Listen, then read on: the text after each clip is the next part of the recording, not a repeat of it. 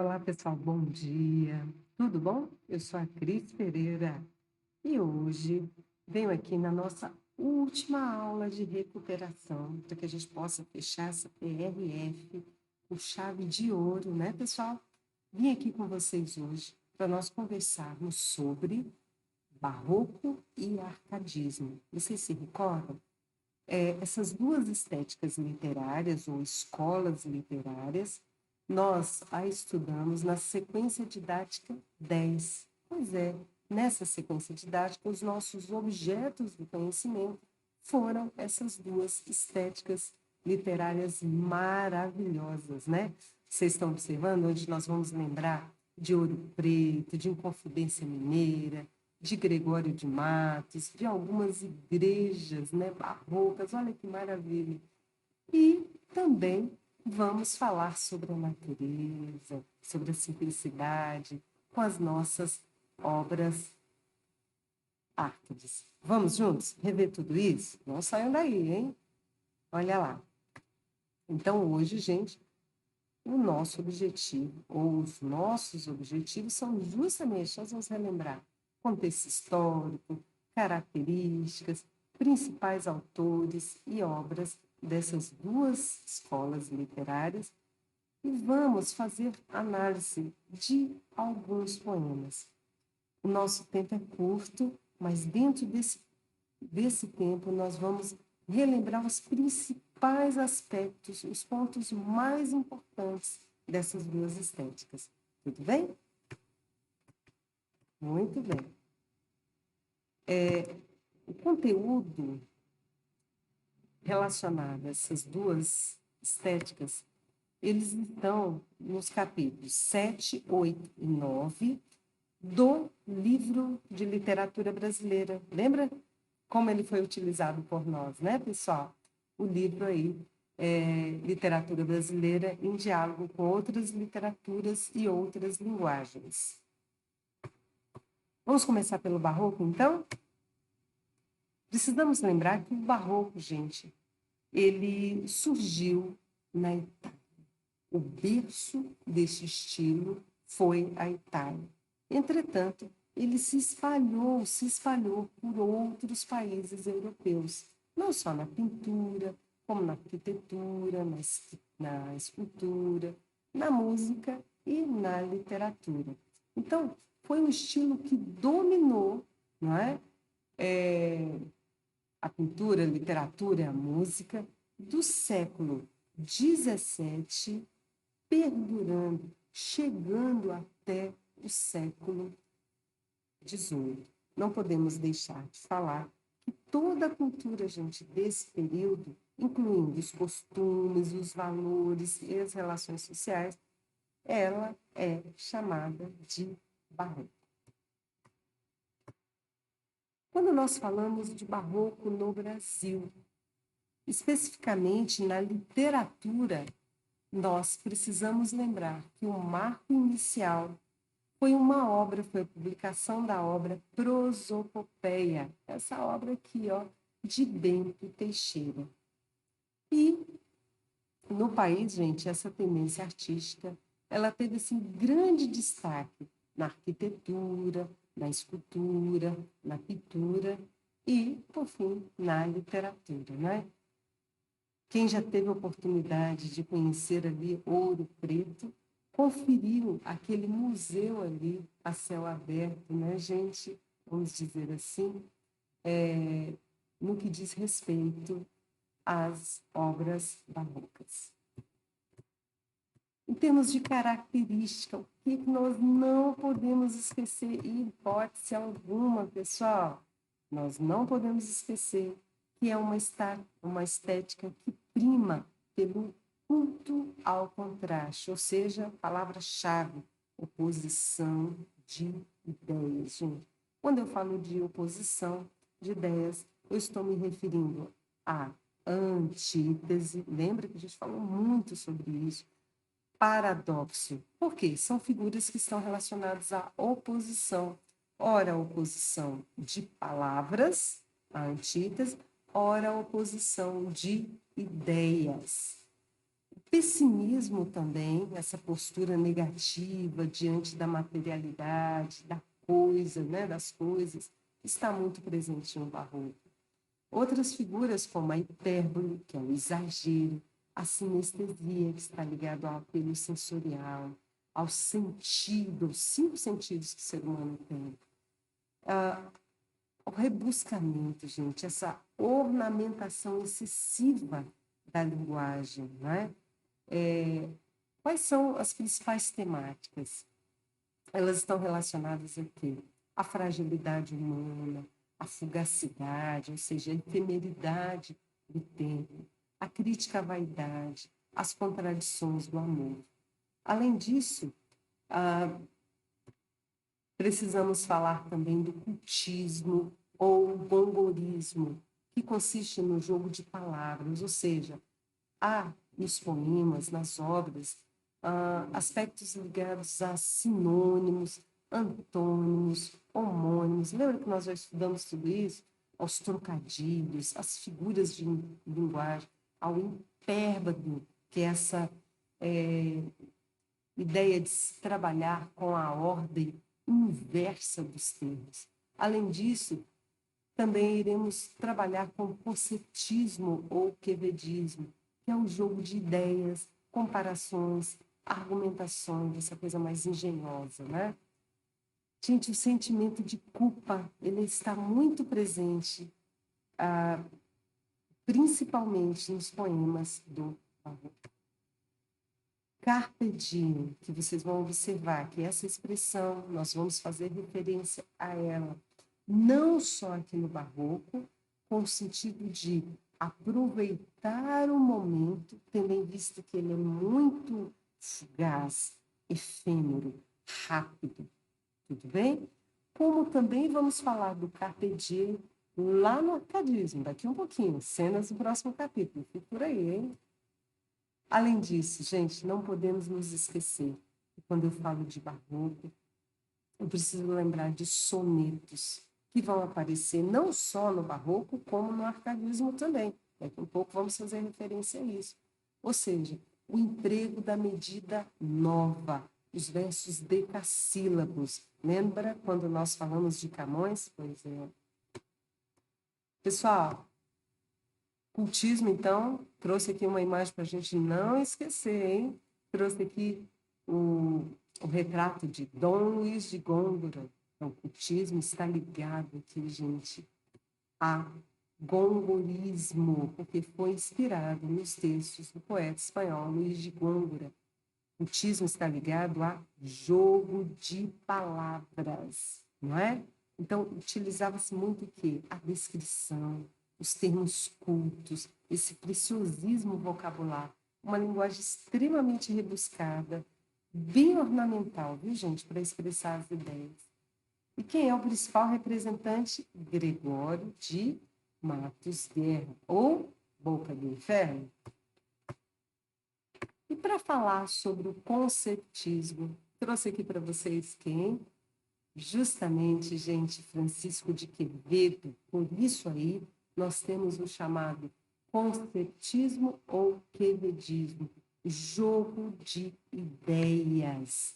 Gente, nessa vertente literária, retórica aprimorada, né, a imposição de conceitos, ela é marca registrada, ela é notória, né? Bom, quem é o principal representante? Padre Antônio Vieira. Vamos falar um pouquinho sobre os nossos principais autores barrocos? Nós temos 3, a começar por Bento Teixeira, que é o autor da obra inaugural. Ele é o precursor, né, do barroco no Brasil. Temos aqui, mais conhecido como Padre Antônio Vieira, né? Antônio Vieira, que foi um filósofo, escritor, orador português da Companhia de Jesus. Lembrando que ele trabalhou textos em prosa. E aqui, gente, nós temos Gregório de Matos Guerra, né? Que foi um dos maiores representantes aqui da literatura barroca no Brasil, ou seja, nosso primeiro poeta genuinamente brasileiro, né? Sua obra tem mais de 700 textos aí, que estão divididos entre poemas líricos, satíricos, eróticos e religiosos. E parte de sua poesia ironizava diversos aspectos aí, gente, da sociedade, principalmente a baiana, e por isso ele ficou conhecido como Boca do Inferno. Então tá aqui o nosso Gregório de Matos Guerra. Coloquei aqui para vocês, gente, rapidamente, só para a gente lembrar, brincando um pouquinho aqui, uma imagem dele, né? Aqui meio que de diabinho aqui para a gente lembrar, tá? Pessoal, a sua produção, ela foi dividida principalmente em obras satíricas e obras líricas. No que diz respeito à obra lírica, ele trabalhou com obras líricas amorosa, a lírica sacra ou religiosa e a lírica filosófica. Rapidamente, nós vamos trabalhar um pouquinho essa questão da lírica amorosa. Trouxe aqui para vocês, gente, um poema que se chama A Mesma Dona Anja. É um poema, é uma poesia lírico-amorosa. Diz assim, ó: anjo no nome, angélica na cara. Isso é ser flor e anjo juntamente. Ser angélica flor e anjo florente. Em quem, se não em vós, se uniformar. Quem vira uma tal flor, que a não cortara, de pé verde ou de verde pé, da rama florescente. E quem o anjo vira tão luzente, que por seu Deus ou não idolatraram? Se, pois, como anjos sois dos meus altares, floreis o meu custódio e minha guarda, livrara eu de diabólicos azares. Mas vejo que por bela e por galharda, posto que os anjos nunca dão pesares, sois anjo que me tenta e não me guarda. Olha só, gente. Rapidamente nós já podemos observar que nós temos aqui um soneto, não é verdade? Temos duas estrofes com, na realidade, o quê?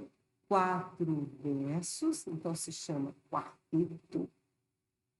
E teremos também duas estrofes, cada uma com 3 versos, sendo chamada de tercetos. Pessoal, não deixem de assistir a aula passada para que vocês possam relembrar um pouco de alguns aspectos ligados a essa parte de análise, né, de poemas. Bom, conforme eu já falei, é um soneto com o uso da medida nova, 10 sílabas poéticas. Vai lá na aula passada. O eu lírico, gente, ele faz aqui uma comparação de uma mulher, de nome Angélica, com um anjo. Então, olha só a figura de linguagem que ele já utiliza, além de compará-la também a uma flor.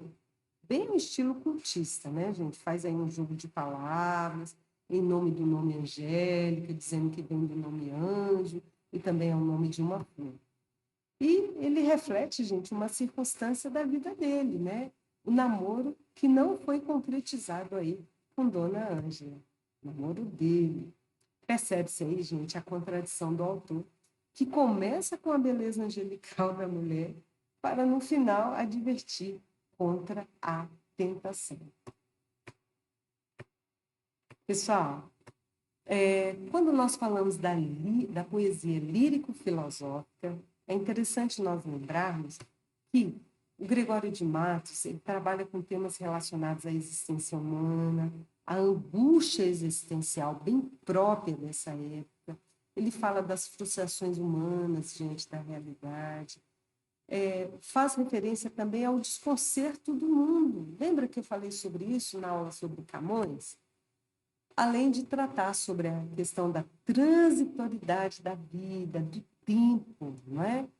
A efemeridade, gente, desse tempo, a fugacidade, a rapidez pelo qual a vida passa.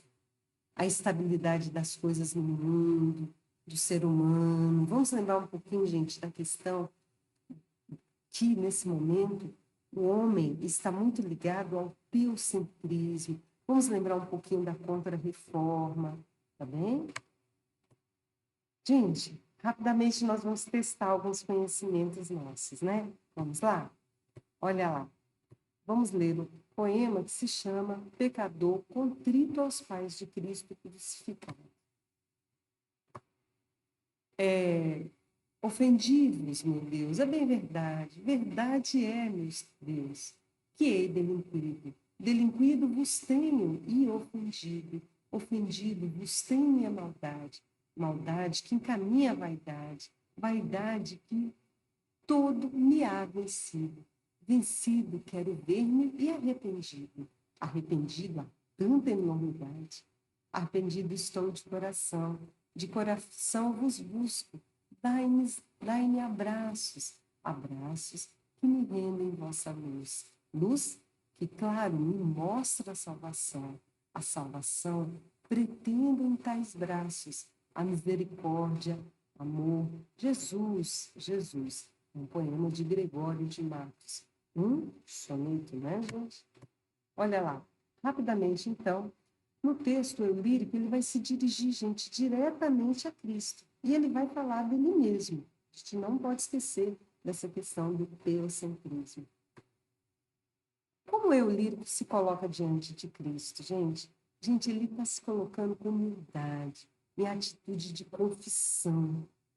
Lá na primeira estrofe, ele faz um jogo com dois verbos que revelam o seu pecado. Quais são? O ofender e delinquir.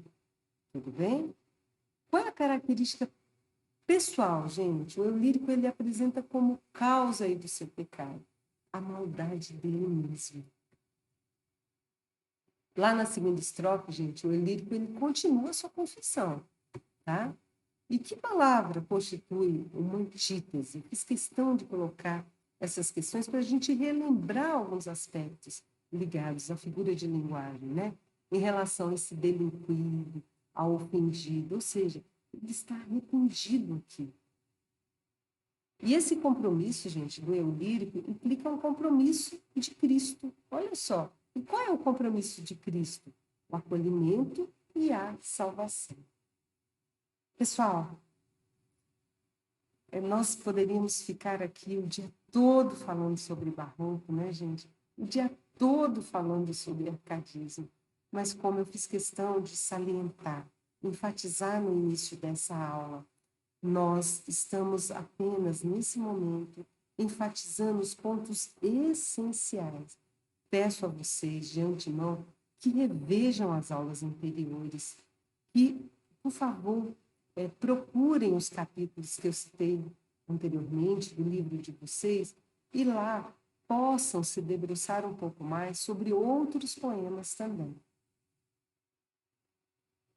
Na segunda parte, vamos falar sobre o arcadismo? Observem aqui, gente, que nós temos aqui ó, a imagem de pastores, a imagem de um pastor, a imagem de uma pastora.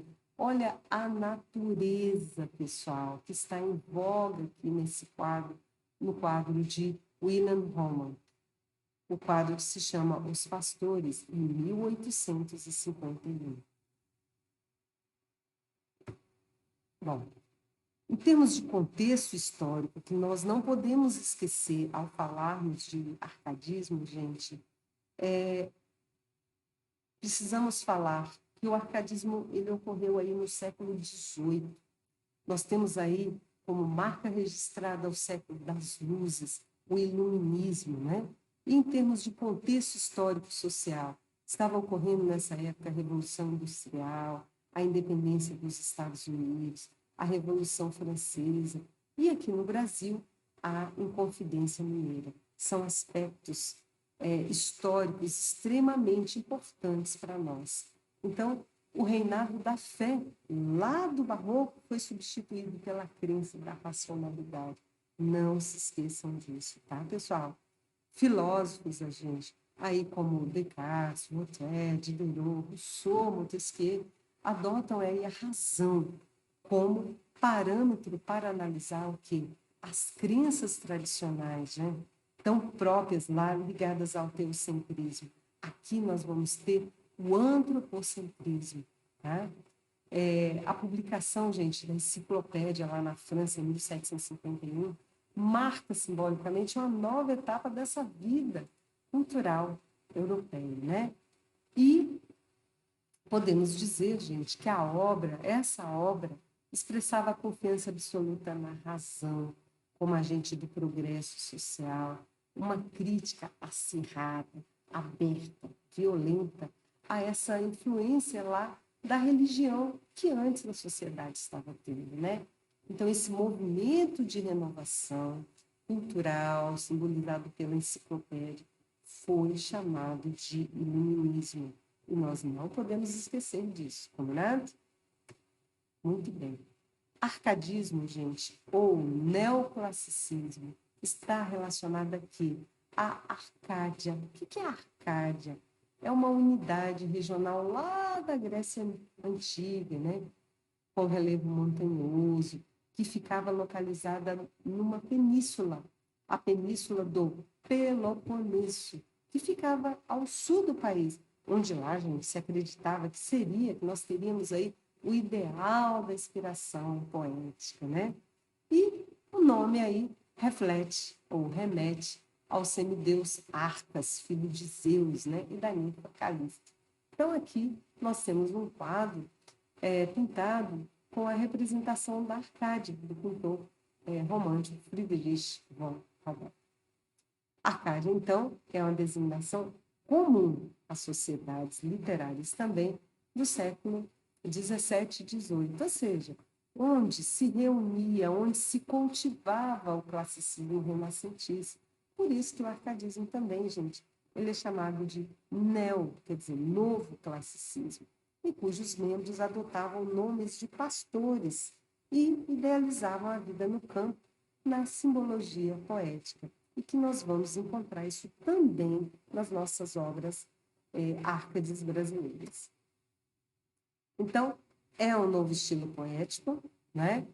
Aqui, quando eu falo de arcadismo, o escritor Arcade, ele é um pintor de situações. Ele vai inventar uma musa, ele vai inventar um pseudônimo, ele vai criar um ambiente pastoril. Ele tem sonhos, ele tem ideais, né? E é uma reação, gente, contra a linguagem rebuscada, as preocupações religiosas aí do barroco, né?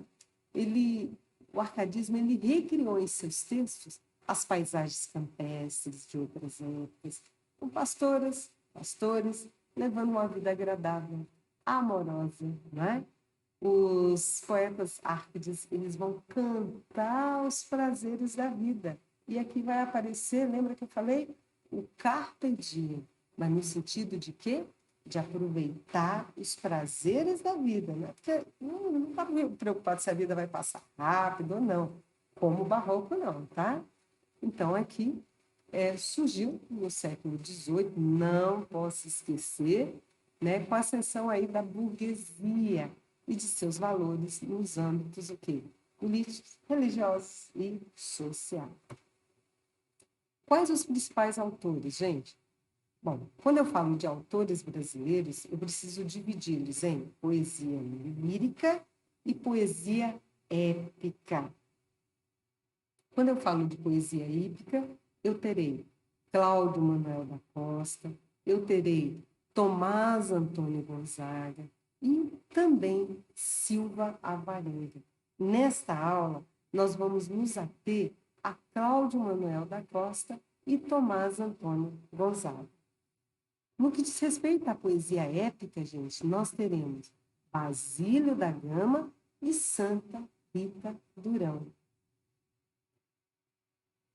Em termos de características, o que eu não posso esquecer, o chamado bucolismo, é uma palavra nova para vocês. O bucolismo ele está relacionado, ele diz respeito a quê? A cenários da vida campestre, tudo bem? Então, relativo a pastores, seus rebanhos, a vida, aos costumes do campo. O pastoralismo, gente, os poetas e as musas, eles são identificados como pastores e pastores. Então, quando eu falo de pastoralismo, quer dizer que os poetas, eles usavam os pseudônimos, que neutralizavam aí, gente, as diferenças sociais evidentes, e ao mesmo tempo o quê? Possibilitava o anonimato.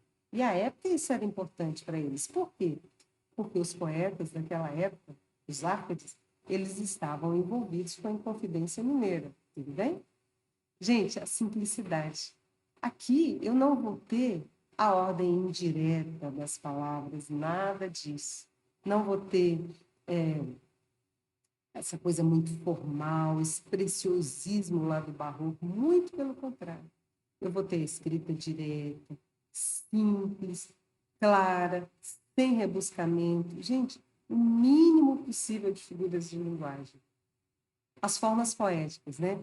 As formas consagradas, gente, pelos escritores aí do século XVI. Então, eles preferem o soneto, lembra? Que é essa composição que mais expressa a valorização do equilíbrio, da postura racional, e os versos decassílabos. Então, são quase que marcas registradas aí do arcadismo. O soneto, ok? E os versos decassílabos. Lembrando que tudo isso foi conseguido lá atrás, ó, com Camões.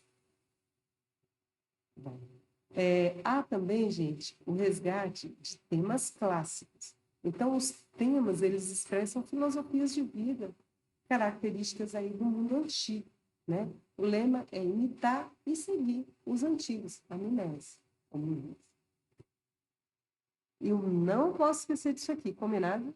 Que é o resgate de temas clássicos, gente.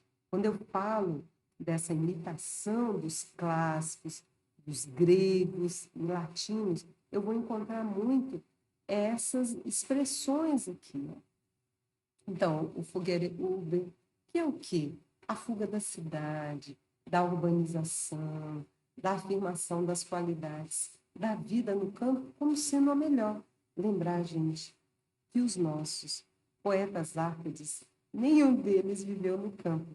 No entanto, quando eles estiverem escrevendo, o eu lírico ele vai manifestar essa fuga da cidade como sendo a vida no campo a melhor. Gente, áurea medíocre. A mediocridade áurea. O que quer dizer isso? A valorização das coisas cotidianas, das coisas simples, focalizadas na razão, no bom senso.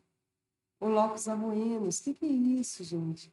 É o campo como sendo um lugar ameno, tranquilo, agradável, onde os amantes eles se encontram para desfrutar os prazeres da natureza.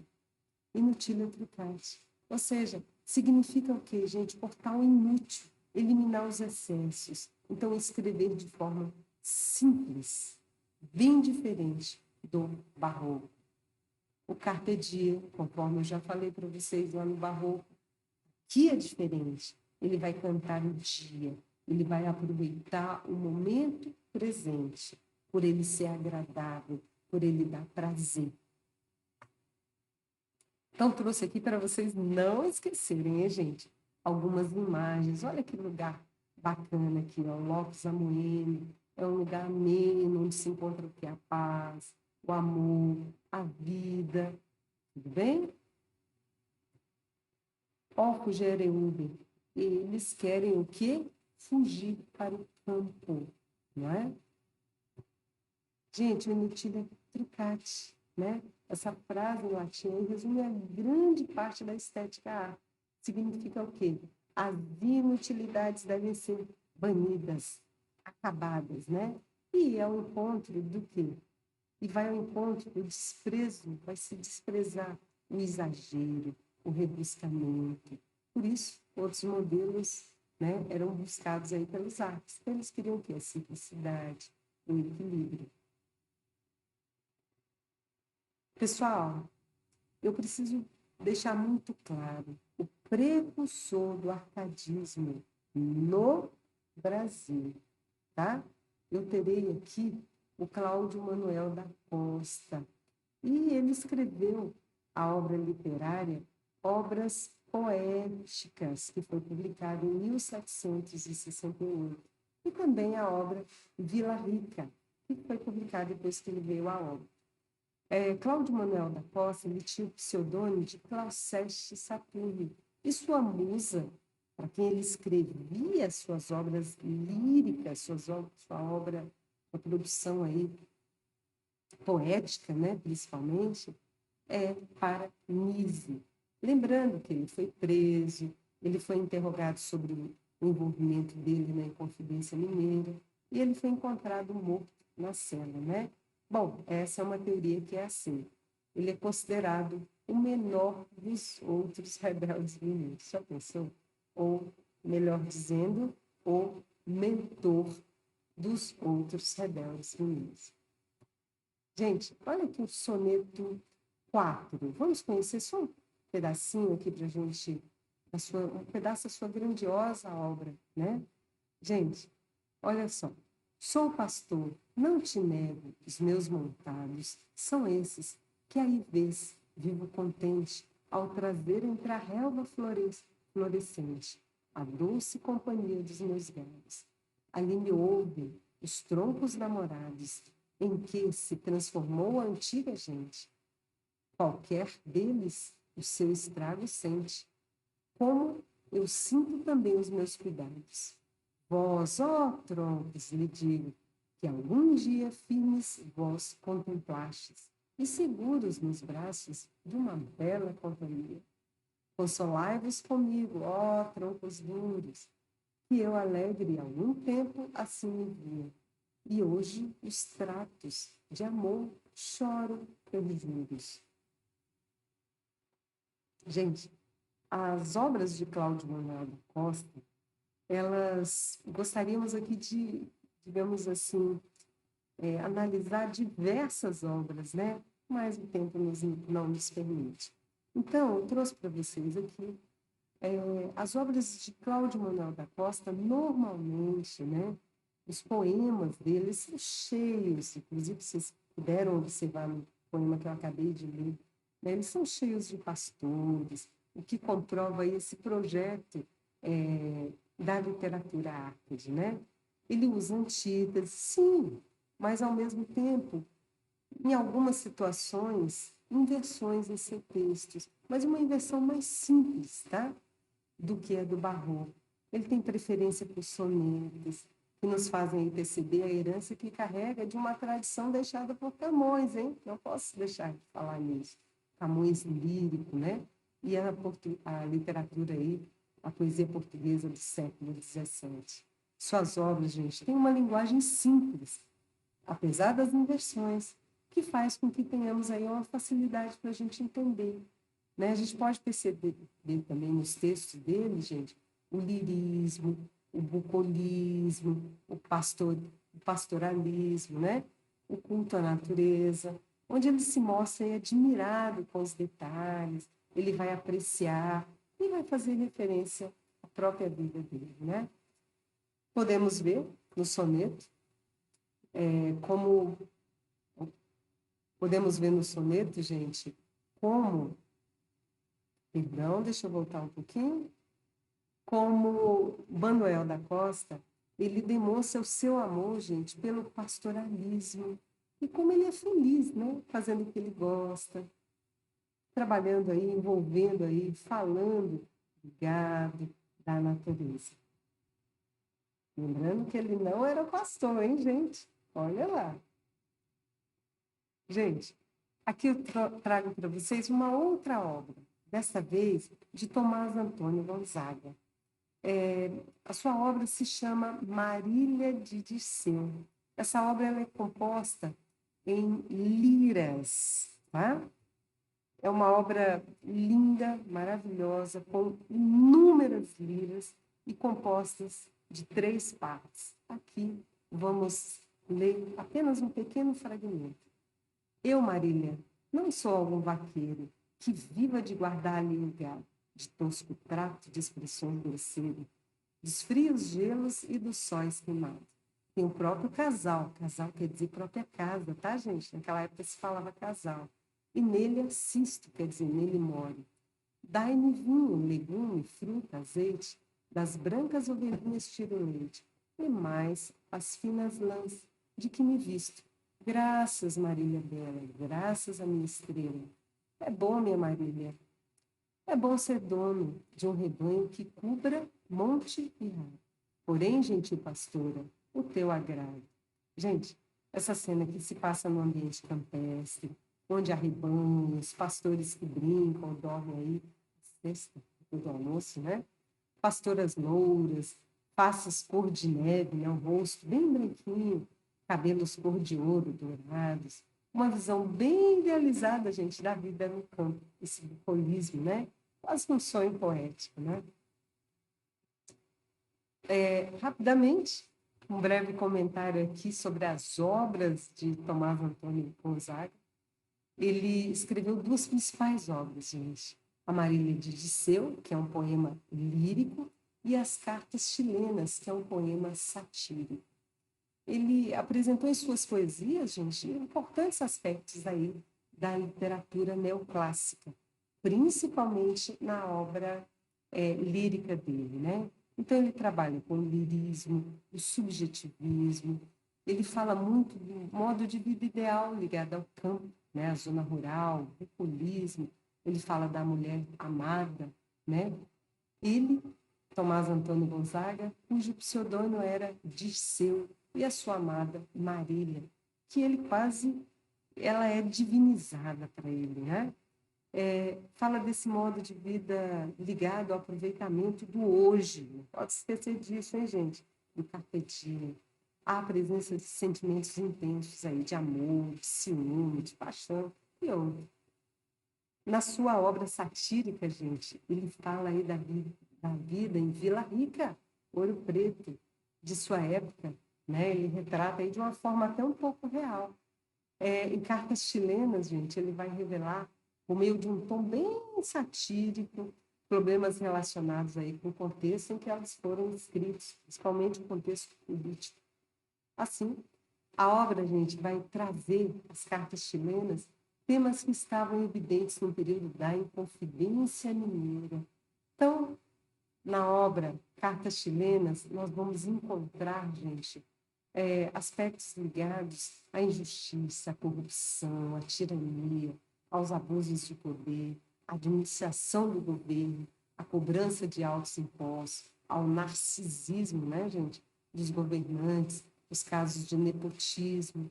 E o foco central dessa obra, gente, Cartas Chilenas, é revelar essa corrupção de Luiz da Cunha Menezes, que era o governador da capitania de Minas Gerais. Bom, estamos chegando ao nosso final, gente. A gente fechar com chave de ouro, olha lá, hein? Fazer essa prova e a gente tirar um 10 nessa PRF. Nós não podemos esquecer, olha lá, bem rápido, a gente resumir, barroco e arcadismo. O arcadismo, ele surgiu como escola estética, que se opôs ao barroco. Enquanto os versos barrocos eram gestados, eram feitos aí no conflito da existência, né? Esse dualismo entre carne, espírito, céu, terra, teocentrismo, antropocentrismo, Deus, homem, nas contradições, né, da existência humana, o arcadismo procurou o que a gente restabelecer o conflito à luz da razão, da racionalidade natural, do equilíbrio. Se o barroco, gente, ele tinha como tema transversal, né, esse temor, né, esse medo da fugacidade das coisas, né? Ele era muito ansioso aí com o fato de que tudo se transforma, acaba, né? É tudo muito rápido, esse mundo passa rapidamente. Arcadismo, gente, não. Ele abraçou o eterno, o devir, já que tudo é instável e fugaz, então deve-se viver o quê? Cada momento com tranquilidade, com leveza, né? É necessário a gente, às vezes, ser um pouco arcade, né, gente? Então, olha só, ligado à mística cristã, tá? Não posso esquecer disso. O barroco, a mística cristã, ele se preocupou com o pecado, o inferno, a salvação. Então, os poemas, gente, nós vamos encontrar demasiadamente, tá? Essa preocupação, esses aspectos. O arcadismo não, gente. Ele traz para a gente imagens do quê? Do período da Antiguidade Clássica, por isso que ele é chamado de neoclassicismo. Então, nas obras Árcades, não só na poesia, né, onde você vai citar nome de deuses, de ninfas, de musas, né? Também nas telas, nós vamos observar que serão pintadas aspectos relacionados à antiguidade clássica, né?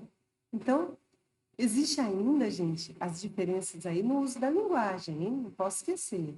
Os poemas barrocos são hiperbólicos, exagerados, né? Aquela coisa bem exagerada da figura de linguagem hipérbole, né? São cheios de metáforas, exageros, rebuscamentos, ao passo que os poetas do arcadismo, eles vão propor o quê? A simplicidade, o fim dos excessos e a clareza em seus versos. Pode até ter uma ordem inversa, um ou outro, mas normalmente os versos são na ordem direta. Combinado, pessoal?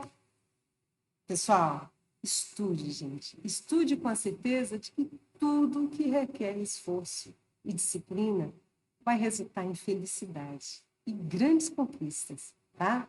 Novamente, assista a essas aulas remotas, tanto as minhas quanto as da professora Juliana, como também entre em alguns sites que nós sugerimos e não desista, tá? Desejo para vocês uma ótima PRF. Tenho certeza de que dará tudo certo, tá bom? Obrigada por tudo e até qualquer hora, pessoal. Tchau, tchau.